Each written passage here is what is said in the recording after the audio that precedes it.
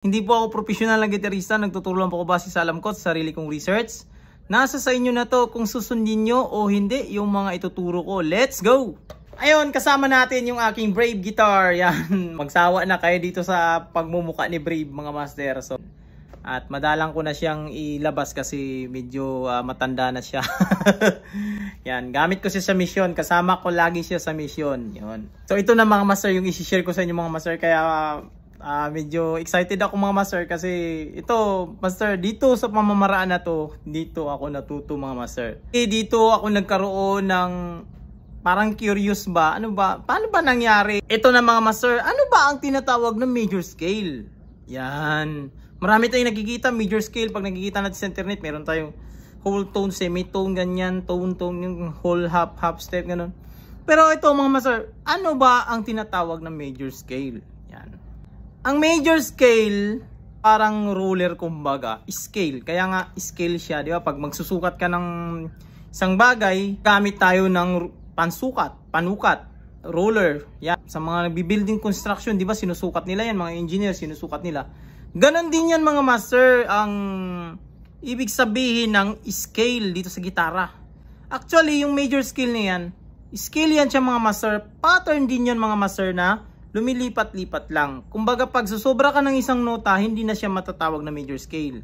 Isa-shoutout ko pala si Kuya Engineer Cesar Baluloy. Yan, siya po yung unang nagdano sa akin ng keyboard na yung puti, lahat ng puti na yan, major scale ng C.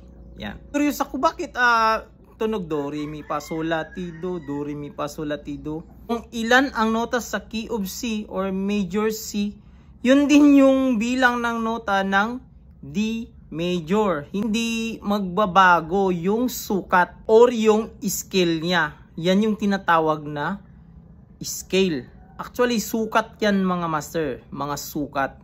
Dahil sa sobra kong eager na matuto na music mga master. Dahil lang dun sa tip na yun na sinabi sa akin ni Kuya Cesar. Sabi niya, yan yung major scale ng C. Yan na yung lahat ng puti.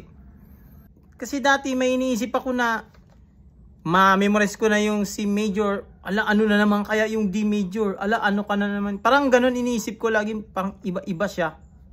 Yung pala, hindi siya iba-iba.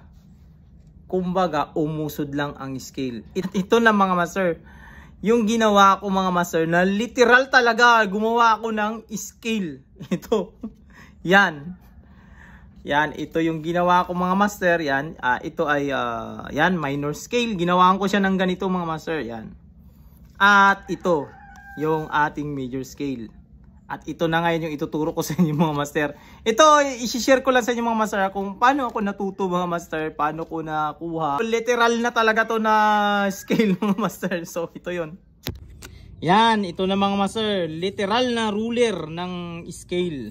Yan, ginawa ko. Pero ito mga master, bago ko nagawa ito mga master is, nagkaroon ako ng curious mga master yung sa keyboard mga master. Kaya ang ginawa ko, simula nung sinabi sa akin ni Kuya Cesar na yung keyboard, yung lahat ng puti is yan yung major scale. Ang ginawa ko, sinulat ko yung mga nota sa keyboard.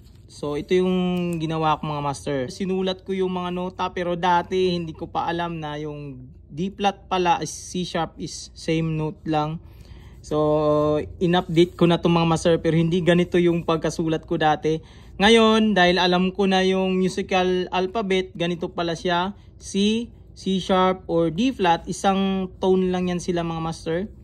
D, D sharp or E flat, E, F, F sharp or G flat, G, G sharp or A flat, A sharp or B flat, B, C. Yan, bumalik na tayo doon sa kanyang C na start natin. Ito, octave niya na.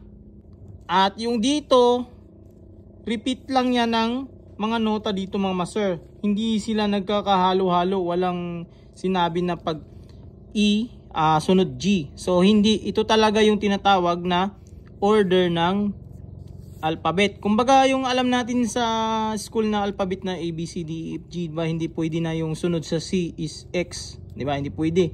Ganon din yan dito mga master sa music alphabet. At meron din akong tutorial dun mga master, yung sa about sa musical alphabet mga master. So dun sa keyboard is yung mga puti is nakikita ko yung letra niya C, D, E, F, yan, G, A, B, C. Yan yung kulay puti sa keyboard.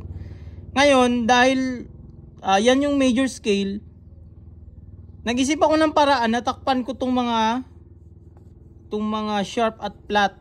Kaya na ibinto ko itong mga master, yan. Pero hindi pa ganito, hindi ko pa alam na root, second, third. Master, yung ating major scale is meron siyang root. Ito na, pangalawa niya, yung second, ito yung third, fourth, fifth, 6, 7, at ito yung 8 octave, yan. Octave lang yan dito sa ating root. So, ang ginawa ko, ganito mga master, yan. Sana makita nyo dyan mga master. So, ganito yun, yan. Tignan nyo dyan mga master ang lumabas. Oh. So ang lumabas dyan, yan na yung ating C major scale. Yan, nakikita na natin yung C major scale. At nung nagawa ko na itong mga master, ito nakita ko na ito yung lahat ng kulay puti sa keyboard. Nabubuksan na yung isip ko about doon sa major scale, na yung major scale pala is hindi nagbabago yung sukat niya. Kumbaga, inisip natin dati pag C, ganito yung mga ano niya, meron siyang whole tone, tapos dito semitone. Tapos sa ibang key, inisip natin baka sa ibang key baka semitone, tapos semitone, whole tone, ganon yung inisip natin dati. So ito na, pag ilipat natin to, example G major, o edi yung root natin itatapat lang natin sa G, hanapin natin yung G, yan, tapat natin. O ayun na, yung G, nakuha na natin yung G major na meron siyang G, A, B, C, D, E, F sharp, G. Oh. At yung roller na to, example pa ulit, pag sabihin natin F major, yan, ganito mo lang, usod mo lang din. Yan, lalabas na yung mga nota sa F major. F, G, A sharp, or B flat, C, D, E, F. At kahit saan ka pupunta, kahit mga sharp pa yan, C sharp, C sharp, major. Yan na. Yan yung mga scale sa ating C sharp. Nabubuksan na natin. Meron pa ako isang ginawa mga master, yung minor scale. Ito yung minor scale. So pag minor scale naman, ang mayayari sa minor scale, meron tayong root, whole tone, tapos dito magkadikit, semitone sila, whole tone, semitone ulit, whole tone. Yan. So ito na yung ating C minor scale. Yan. Meron siyang C, D, D sharp or E flat, F, G, G sharp, at A sharp. Nakukuha na natin yan kahit saan natin ipunta yan. Kahit E minor scale yan, lalabas yung A minor scale. E, F sharp, G, A, B, C, D, E. Yan. Lumalabas. Kaya simula noon mga master, nagkaroon na ako ng ideya na yung mga nota pala umuulit lang. Hindi talaga nagbabago yung mga nota. At natatawa ako dito mga master kasi wala talaga akong ideya. Nabuksan ko na pala lahat ng ng major scale dahil dito sa curious lang ako, doon nag-start sa keyboard. At ito pa rin yung nakikita natin na isi-search natin. Yan na pala yung A major. Yan, lalabas na A, B, C sharp, D, E, F sharp, G sharp, A. Yan.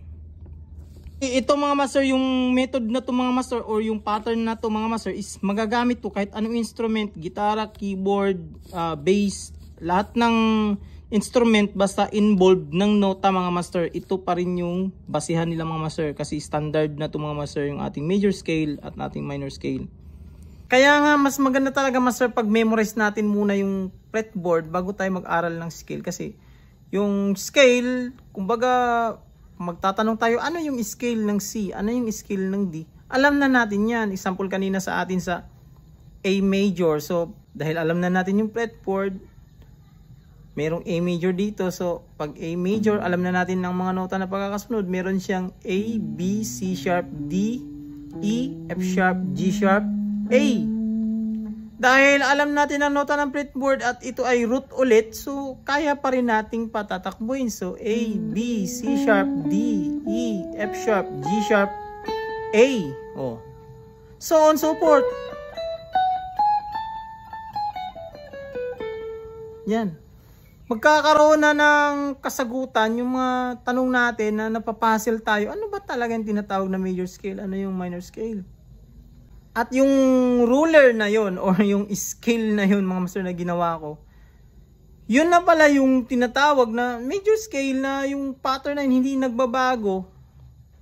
So sana mga master may natutunan kayo dito mga master sa shinare ko sa inyo mga master about sa major scale. Sa mga nagtatanong mga master, sana makatulong to mga master. Dito ako natuto mga master, batang 90s o kung saan pupulot ng mga informasyon para makano ng gitara. So ganun tayo mga master. At nagpapasalamat tayo doon mga master. Hindi po masama na mag-share sa kapwa nating mga musician. Kahit hindi man natin yan kano-ano o hindi man natin sila mga kilala, ang mahalaga nag-share tayo kasi malaki ang impact niyan mga master sa ma-share natin. Sample ko sa akin, kung hindi ako naturuan ng ganon na hindi mabubuksan yung isip ko about dito sa pagigitara, at yan din yung tinuturo ko sa inyo ngayon mga master. So hanggang dito lang sa video natin na ito mga master. Maraming salamat sa panonood. This is Mark Music. God bless you all. Peace out.